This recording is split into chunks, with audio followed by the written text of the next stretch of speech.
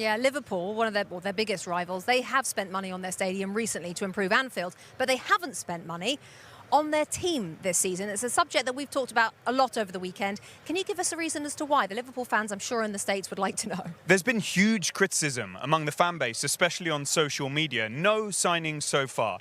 And people point to Martin Zubimendi rejecting Liverpool, to Lenny Yoro, who Liverpool thought was going to Real Madrid, ended up at Manchester United. Even on the managerial front, with Xabi Alonso deciding to stay at Bayer Leverkusen. I've got to point out that a lot has changed at Liverpool in the last few months, more than at any time in the previous 10 years with Jurgen Klopp being in charge. And that brings with it its own difficulties, because personnel are changing. Richard Hughes comes in as sporting director, Michael Edwards as chief executive of football for FSG. They only arrived in the spring and the summer, respectively. They were in other jobs. Most people plan their transfer and recruitment activity 12 months in advance. First, they needed to appoint a successor to Jurgen Klopp. That man is Arne Slot. Then they needed to work on building a new culture at the training ground, appointing new staff. Looking into contract situations, there is no news on Virgil van Dijk, Mohamed Salah, Trent Alexander-Arnold. And those are massive issues that they're going to have to deal with. They wanted to get some players out, as Liverpool always do, Fabio Carvalho, Bobby Clark among them. And then it comes to recruitment. And they're only going to go for players, as we've always seen with Liverpool, that they're absolutely convinced by. They're not going to be persuaded by external pressure.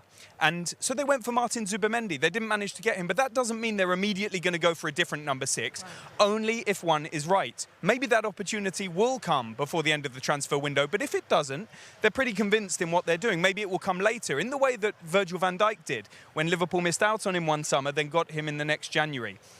They're looking at other clubs who have spent recklessly. We don't need to name them. And Liverpool don't want to be that way. They never will. They're going to be brave. They're going to show restraint and prudence, despite whatever stick may come their way.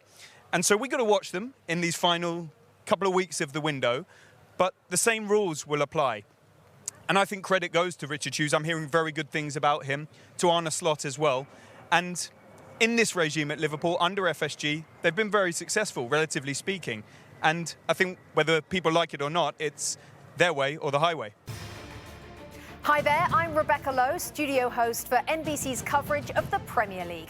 Don't forget to hit subscribe to watch more videos all season long. And for even more Premier League content, from original series to live matches, head over to Peacock. And be sure to tune in for Premier League mornings every weekend on USA Network and on Peacock. We will see you there.